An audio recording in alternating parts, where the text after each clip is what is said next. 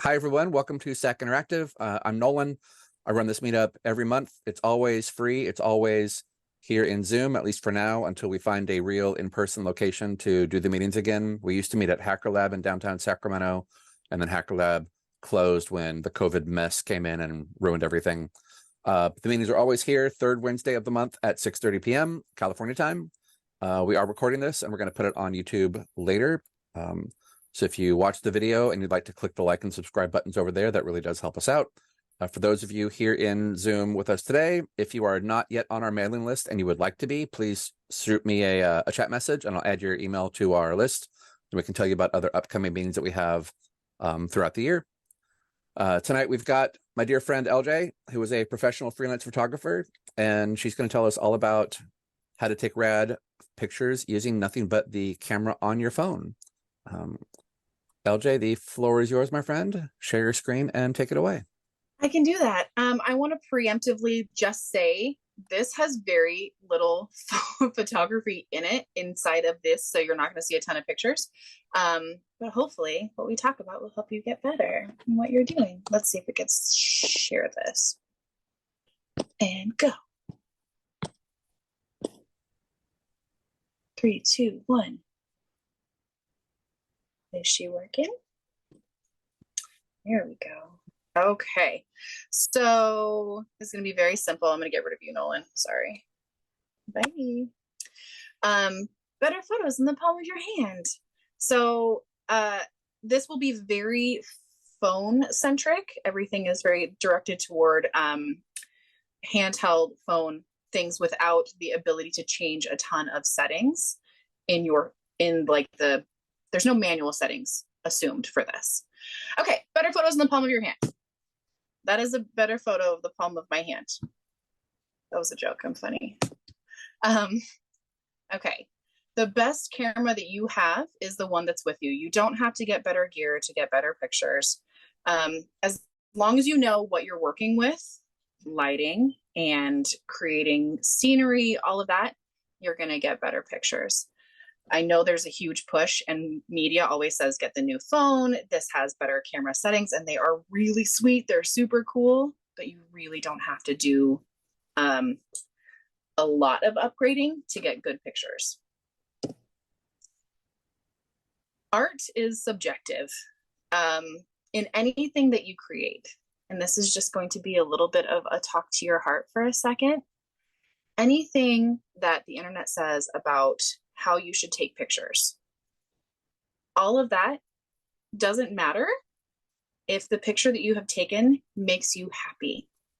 If it is a picture of something you love, if it is your child or your dog or your cat or whatever thing it is, and maybe it doesn't follow the rules of traditional good photography, that's okay because it makes your heart happy. And it's great. We want happy hearts. So it's okay to make the ugly things. It is okay to do things that's like, that's not my best. I can do better. And it's okay to fail. It is totally okay to say, that was not my best. Let's do it again. And let's do it again. And let's do it again. The more you try, the more pictures you take and you realize that's not quite the vibe that you want, the better, because you'll find the path to the direction you want to be in and the type of lighting you like and the type of posing you like. And not everybody is going to like the same thing as you. And that is perfectly okay as well. That being said, if you are working with a company that needs product or you need product for something that you're creating, there are some rules that work really well for like online commerce or promotional pictures for a product. I use this one down here in the corner because it's kind of a good example. That's a terrible product picture. There's a lot of light coming back from behind it, creating a very shadowy front part. You can't really tell what's in it. You don't really know what's happening. It just looks kind of mucky, like somebody took it in their bathroom. And if you're doing this for marketing purposes, that doesn't really fly so well. I mean, somebody will probably buy it if it is a product that they're looking for, but it's not going to catch somebody's eye as, oh, this is a professional product. This is something that I really want to buy. So there are rules within that space, as long as you have good lighting and you have a clean space that you're working with and the product is in really good, just the forward of the picture, and you are able to get the basic message across, usually that's pretty good for displaying a picture for marketing. And you want to, like said here, you want to serve the purpose of the image first versus making it an art-centric image. So, oh no, it's not playing. Okay, we'll go to the next one. Light is the most important thing in doing anything with photography, anything, because it's literally just drawing with light. That's all photography is. You are capturing the way light plays on top of things, and the way shadow takes away parts of whatever subject you're photographing from that image. And at any point, if you guys have any questions or you want to make a comment, please do so. And Nolan, I can't see anything. I can only see my slides. So Nolan can kind of pull you in. So the only way I'll read the chat channel. Just go ahead and ask whatever you guys want and I'll tell Lauren. Yeah, that. So the only way that you can take a picture is to shine light on your subject. If you're photographing a person, or you're photographing a product, or you're photographing your dog, whatever it is, the quality of the light that you have is going to be the biggest determining factor. So if you are photographing in a cave and you have one little flashlight and you want to get a picture of somebody, you're probably not going to get the best picture of that person. It will be a flashlight on their face or whatever part of their body that you're flashing with the flashlight. It's not going to be the most flattering picture, likely. It will likely not be the most clear picture, but I mean, you'll get a picture, but you will only see the part where that light is. Now, if you are in a space that has big, beautiful windows and you're able to get a really lovely wrap of light where the light just envelops that person, you have a much higher likelihood of getting something that is delightful and warm and wonderful, and it makes that person feel empowered and lovely. And you'll say, oh my gosh, I'm a really good photographer in that space. And depending on what you're shooting, again, if you can serve the subject and you can serve the purpose of what you're photographing, you can determine what kind of light you're using. So sometimes that moody flashlight light looks really great. If you want to take a picture of something that looks very spooky and is very scary, that flashlight's going to be really great. But if it's a baby or a cute cat, the flashlight is not going to serve it very well, because then you just have a creepy looking baby or a creepy looking cat. And if you want that, I guess that's good, but it doesn't serve it if you want to have a lovely picture of that.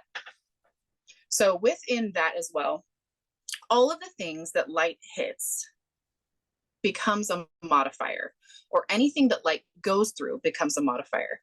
So if you have a really big piece of sun and it is coming through a corridor in a building alley, like between buildings, but it's bouncing off of a really big white wall, that white wall then becomes a source of light for whatever you're shooting.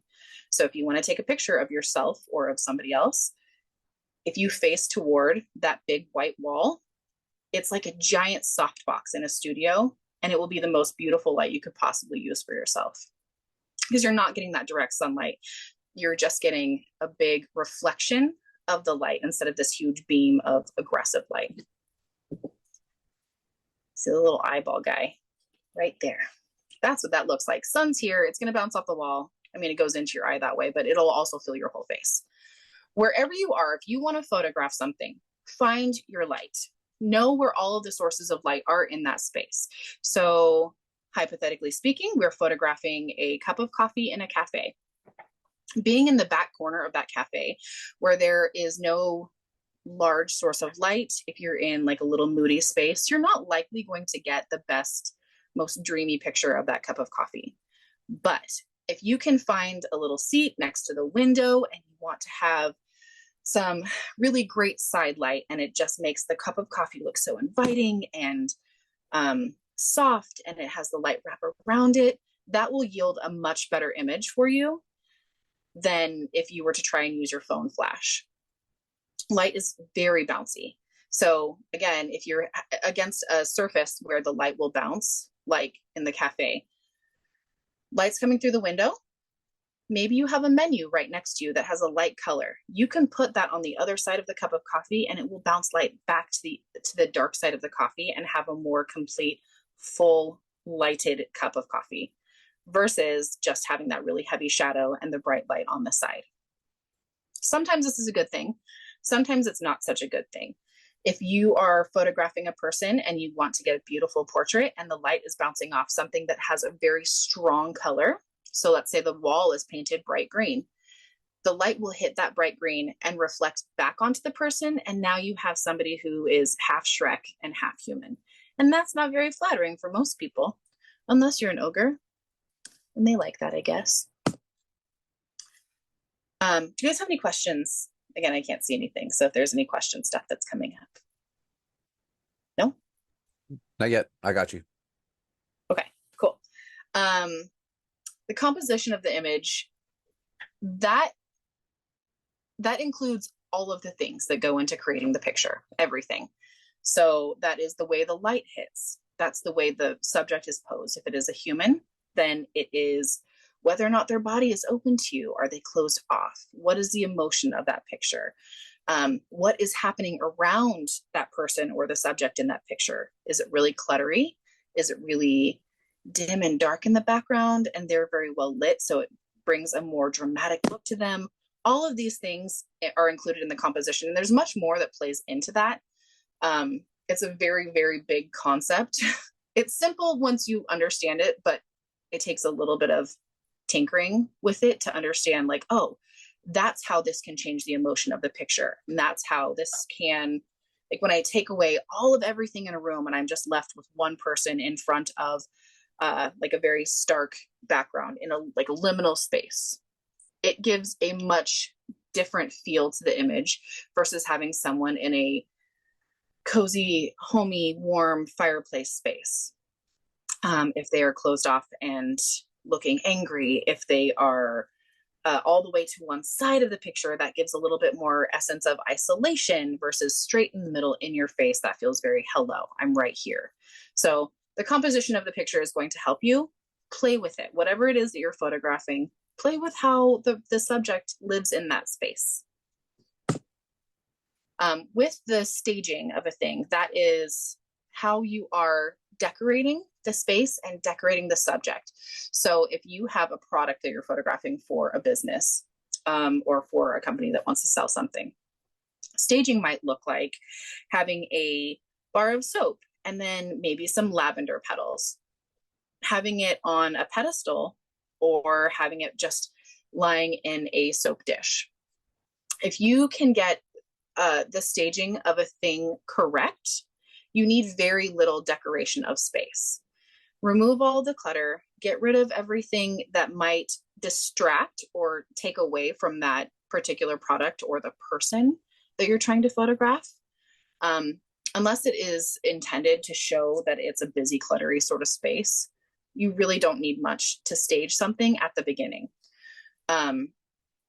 It's kind of like cooking. When you're just starting to cook, you're like, I want to add spices to this. But if you don't know how to add the spices, if you don't know how to create a flavor profile and you just dump a whole bunch of cayenne into the thing, it's not going to work well. It's going to taste really yucky.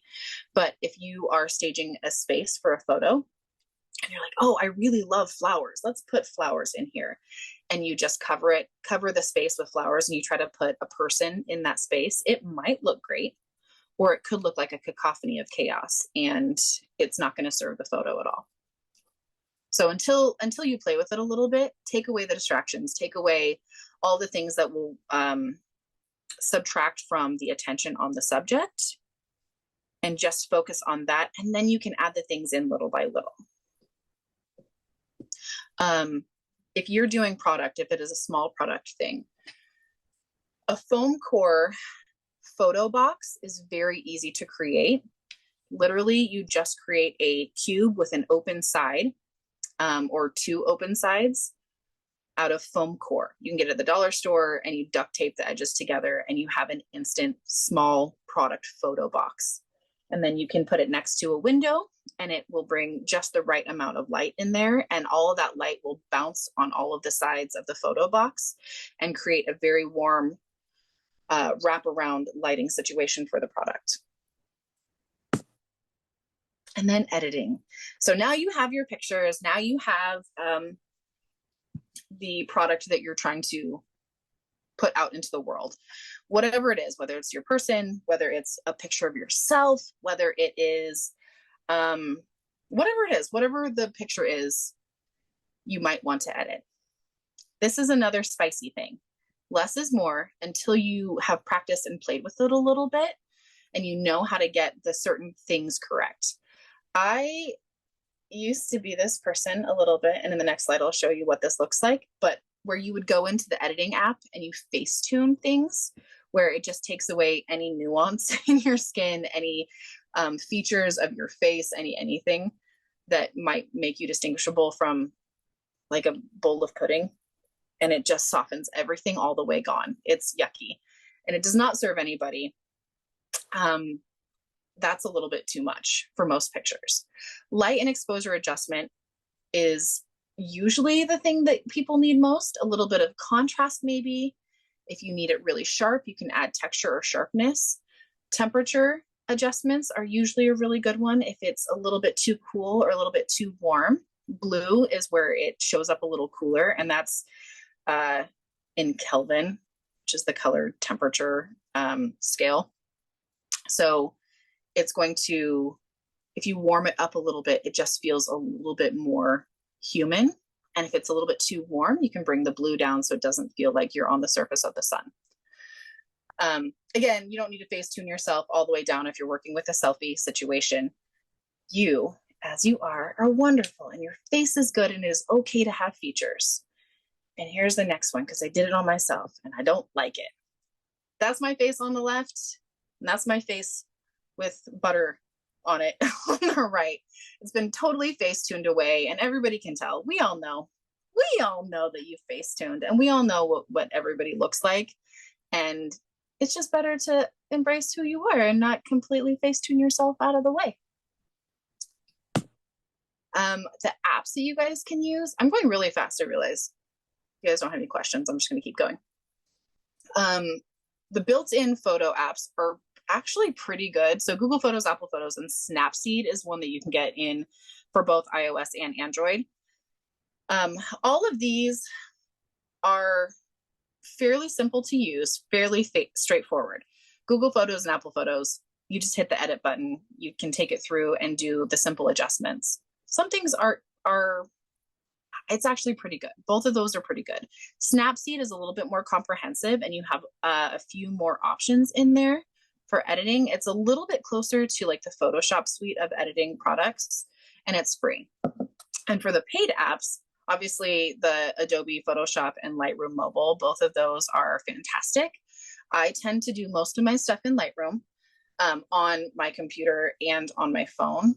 And then VSCO, which is another good one, and I haven't used it for quite some time because I use mostly Lightroom and Photoshop, but that one I think is like $5 a month, but it's also a really, really great, pretty comprehensive app. And sharing. Now that you have your picture, you have to put it out there. It's okay to share things. It's okay to show what you've done.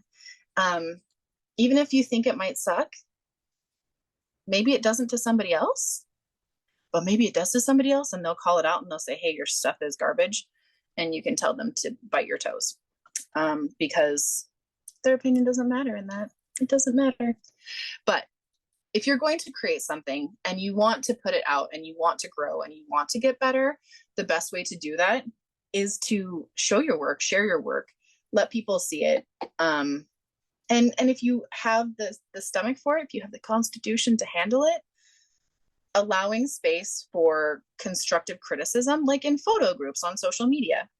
Sometimes they're not very kind if you're in a brutal one, but sometimes there are a lot of really wonderful photo sharing and photo critique groups or growth groups that are very warm and very kind and gentle with their criticism and with their collaboration on helping you grow and how you can do better.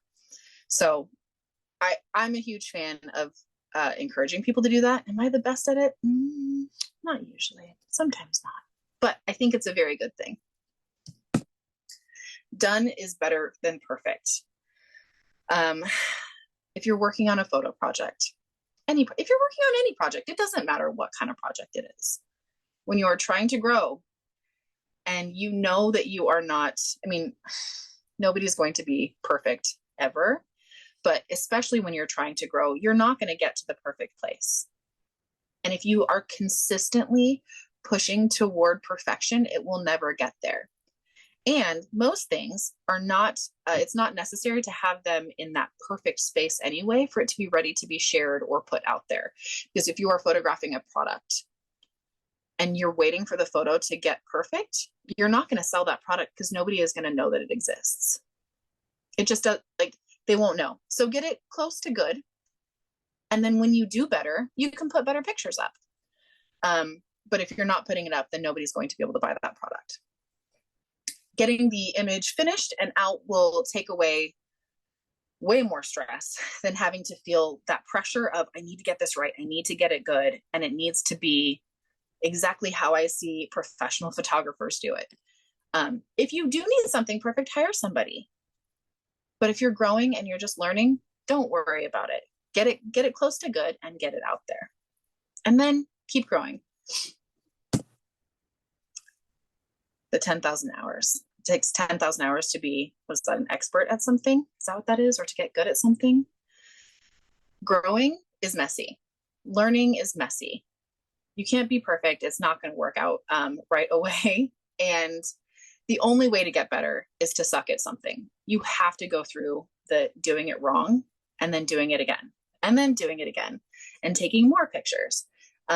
I've been doing photography for 20 years and I still have moments where I'm like, oh God, did I just mess that one up? That was the worst picture I think I've ever taken. And I probably have one of those like once a month where I just totally crash and burn on a picture. And then I fix it and I, adjust the pose, or I move the lighting, or I tell somebody to behave differently in the picture. And that doesn't mean that I have completely failed everything and I need to quit. It just means like, oh, I didn't have that light right and I can do it differently and I can do it better. The best way to get better is just to keep doing it. And here's the bonus. Selfies, because it's always nice to be able to have a fresh picture of yourself if you have a fresh haircut or you have somebody really cute next to you and you think you want a picture with them. Find your light wherever that light lives. If you're in a room that has a very big window and there is indirect, so that light is not hitting you, indirect light coming through the window, you face toward it, you turn your face, you turn your nose right into that light and you fill your whole face with that. So that's going to take away any of the texture. That sounds bad, but it's going to take away the texture and the imperfections in your skin more than being in a heavy shadow, because there are no, there's no texture or relief to catch the shadows. Bring your face forward just a little bit and down a tiny bit, and you look at the camera lens, not the screen, even though it's very easy to look right at your face when you're taking a picture, because it makes more connection to the person who's going to be looking at it, and it feels more personal and lovely, I guess, when you're looking at somebody in their eyes, if they're looking at your picture. And then you take the picture. And oh my gosh, if you're taking a selfie in the bathroom and maybe there's a mirror behind you, please make sure you're wearing pants, because there are far too many pictures on the internet of people who have taken a selfie and their booty is showing. And that's pretty much it for the talking bit. Here's where you can find me. These are my socials. Do you guys have any questions? There's only a few of us in here, so folks, if you have a question, feel free to unmute yourself and just ask away. We don't need me to moderate tonight. Lauren, that was fantastic. Thank you very much. I had one question for you. What is your default, what app do you use, if you don't mind sharing, when you take photos? Sorry, there we go. I'm sorry, what was the question? It was, which app do you use, if you don't mind sharing, on your phone when you take pictures? There's the Google app, the Google Photos, Apple Photos, or Snapseed, or one of the pay ones. Well, so I just take pictures with my phone. If it's a quick share, I'll use just the Apple editing. If it's something that I really want to have like a little extra crunch to it, where I want it to pop a little bit extra, I'll use Lightroom. And if there is something significantly like blaring, like if I have a really big blemish on my face, or maybe there's something inappropriate in the picture that I don't want in there, like maybe there's something funky back here, I would use Photoshop to take that out. But even Lightroom has the capability to do very rough healing, like where you can kind of fix a thing. So Lightroom has that ability a little bit, but Photoshop has it a lot more intensely if you want a more pinpoint fix. Cool. Thank you. Mm-hmm. So I don't know the scope of the entire presentation and for the time, but I was hoping or wondering if you might be able to share some composition tips. That is purely dependent on what you're photographing. Do you have something that you like to take pictures of?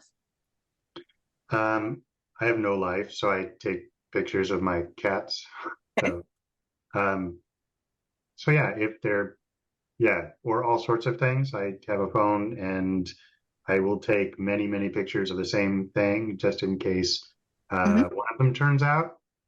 But yeah, it, all depends. And I don't like to put them like exactly in the center, but I'm So there's a lot of different things.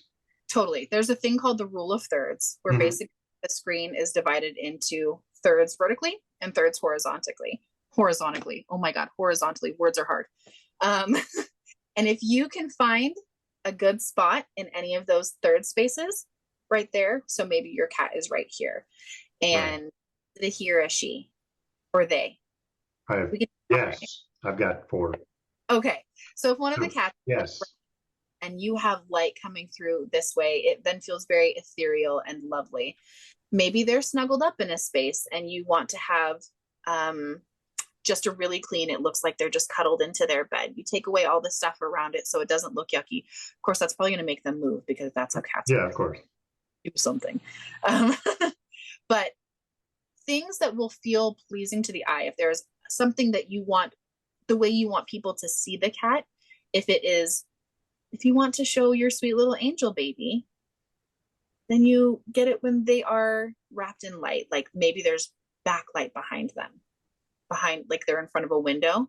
So you want to expose that so that's nice and bright on the cat, and the light just feels like it is blasting behind them. Taking away a lot of the clutter, usually taking away clutter is going to be the best way to do like a clean composition, and then get them where you want them or adjust yourself. So they are in line in the frame the way you want. Getting in really close and doing something where maybe it's just their eyes. That's also cool, but you can crop that in if you get just their face. Right. Trying positions of the camera or the crop to get it so it's not just the same picture all the time. So maybe you take 5 of the same picture, but doing a funky crop where maybe it just bisects their face and you just get half of their face. Sure. Square image. That's a really cool picture. Or little tiny macro bits. So let's say you have them right in front of you and you want to photograph just their nose and whiskers. You can take a picture of just their face, or you focus it on them and you can poke the button on the screen to make it go into focus in that one spot, and then zoom in so that it just gets their nose and whiskers. That's also a very cute picture. So it just depends on what you want to photograph and how to get variation in the spaces. So if you want them to look sinister, you knock out all the light except for just one little bit. So maybe they their head through a door. You just have to follow your cats around 24/7. That's all. Oh, of course. And then, so you mentioned the rule of thirds. So if there's, so like 3 columns and 3 rows, do I want to position them within a column or straddling 2 columns? So the most pleasing is when the subject, psychologically, I guess there are studies about this, when the subject falls on one of the columns or across of the columns. So maybe the cat is on the left 2/3, and their face falls right between like that top third square. And the middle square, it's just as long as it's a little bit left or right of center, it feels a lot more pleasing than if it's just dead, unless that's what you want, because I do a lot of dead center. Okay. But it has a different attitude than if it's just a little bit to the side. That makes sense. Thank you. You're welcome. I have a question for you. As you know, I like to take photos of concerts.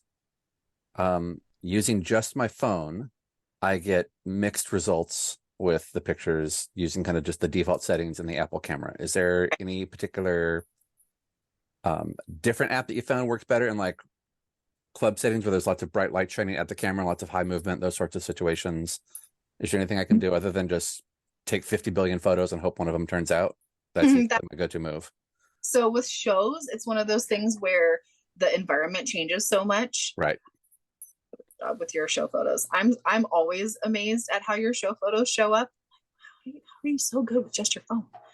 But I would tend to like where you focus on whatever it is you're trying to photograph, and then you can scroll down the exposure a little bit. You know, when you do the thing. Do you know how to do that, right? No. Oh, okay. I just got an iPhone a couple months ago, so I've barely cracked the surface on what it can do. Okay, so to change the exposure on the phone, you tap the place that you are trying to focus on. Yeah. And a little sun will come up right next to the yellow square. And I don't know if this applies to Android phones as well, but I imagine it's similar in that way. Okay. But a little box that will come up and it'll show what you're trying to focus on. There's a little sun that will show up right next to that, and you can slide up and down along that to adjust the exposure on the phone. So if it is like a bigger stage and the lights are really bright and it's getting overexposed, where it's like blown out and the lights are way too bright, pull that exposure down. If it is way too dark in the space, like if you're in a smaller club or whatever, you can do that same thing, tap that, push the exposure up, and it gets a little bit brighter. The limitations in that are that there tends to be a lot of noise. So there are artifacts that happen in the picture and it gets a little bit flecky, and there's grain that's not as attractive.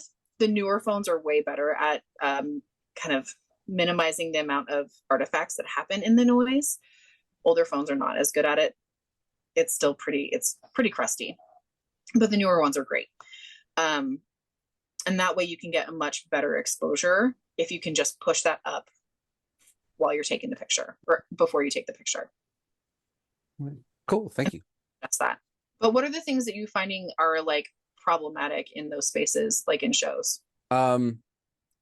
It varies. The massive amount of movement is sometimes what's going on. Just it's impossible to get like a good to get them to get a good action shot, if you will, of if there's lots of people moving around. I want just a good for lack of a better phrase, because it's my phone, pro quality shot. So what usually happens with that is the phone is trying to accommodate to the lower light situation where you are. Essentially, it slows down the shutter speed of the phone, which makes it so that it's open for a longer period of time, leaving the ambient light to kind of paint on whatever movement is happening. So if you are getting a lot of blurry shots when you're taking action stuff, you'll want to bring the exposure down, because then that will kind of bump the shutter speed and make it a quicker like open and close. It's all simulating the way a normal DSLR or SLR would work, where the shutter is, you push the button, the shutter opens, and then it closes again. Right. You're finding a lot of that blurry movement. You'll want to make the shutter speed a little bit quicker, so it's open and close much faster versus open and then close. So bring the exposure down. It'll be a little bit darker, but you can bring up the exposure in editing afterward. I'm afraid I'm getting a little bit too technical. Oh, I don't think so. Okay. Cool. No, you're good. Thanks. If there's nothing else, then we're good. Any other questions, folks? Going once, going twice? Thank you. You're welcome.